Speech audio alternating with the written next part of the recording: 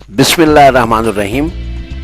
नाजरीन, local views के programme आज की बात सईद निज़ामी के साथ में खुशामदीद।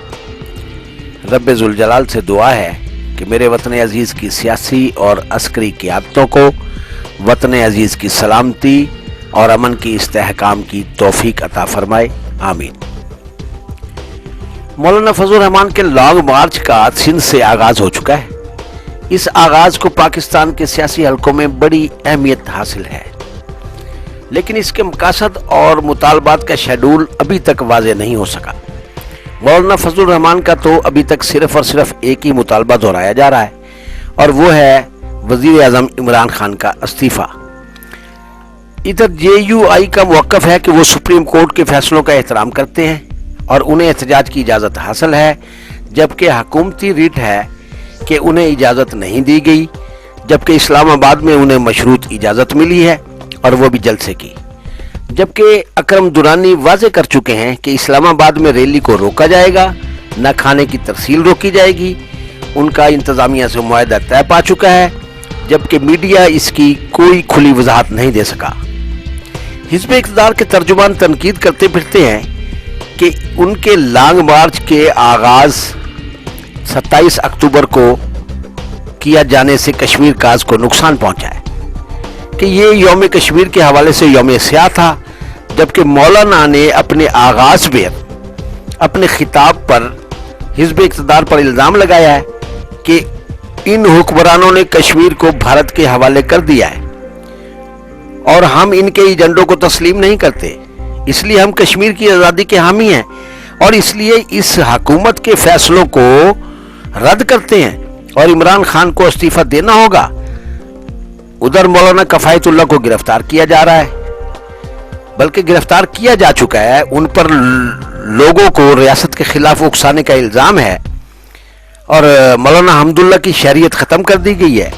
गोया अब JUI तो क्या, उनका पाकिस्तान से भी कोई ताल्लुक वास्ता ना है। दूसरी तरफ तुरफा तमाशा के JUI से मुज़ाकरात की नशिस्तें जारी हैं और अब तक की नशिस्तों में कुछ भी हासिल हसूल नहीं हो सका, जबकि परवेज़ खटक एंड कंपनी बड़ी उम्मीदों का इजहार कर चुकी है। हुकूमती मुज़ाकराती टीम अपने टास्क की कामयाबी के लिए बड़ी उम्मीदों के ढोल पीट रही है, जबकि उनके किए पर पानी फेरने के लिए अली मोहम्मद खान जैसे हुकूमती वजीर मौलाना फजलुर रहमान और उनके साथियों पर बगावत के मुकदमे की बातें कर रहे हैं। मौलाना को गद्दार करार दिया जा रहा है। ये क्या तुरफा तमाशा है कि उधर एक ग्रुप उनकी मिन्नतें कर रहा है कि हजरत जाने दें, अपने मुतालबात में नरमी करें, हम आपकी शराइत मनवाते हैं, और दूसरी तरफ दूसरा ग्रुप उनको गद्दार कह रहा है, उनके अहम साथियों को ऐन वक्त पर गिरफ्तार कर रहा है। फिर कहते हैं कि देखो जी, मौलाना मानने पर ही नहीं आते। ये क्या दोरंगी है। बहरहाल ये दोरंगी हो या सतरंगी, हमें तो दाल में कुछ काले और कुछ लाल दिखाई देते हैं। और अब देखिए मौलाना कहाँ तक मार्च करते हैं और कहाँ यू टर्न लेते हैं, क्योंकि अबाउट टर्न कहने वालों ने भी कमर कस ली है। और मौलाना के मुतालबात JUI को कहाँ तक फायदे होते हैं और होते भी हैं या नहीं, बहरहाल ये तो आगे की बात है। अपोजिशन की दोनों बड़ी जमातों को इनके समरात जरूर हासिल हो रहे हैं और मियां नवाज शरीफ की जमानत और हस्पताल रवानगी के बाद बाहर रवानगी भी दिखाई दे रही है, और उनके बाद आसफ अली जरदारी की भी बारी, वो भी बाहर आ रहे हैं और उनकी आमद और रवानगी का अगला मरहला भी दिखाई दे रहा है और उसका क्रेडिट भी मौलाना को ही जाता है।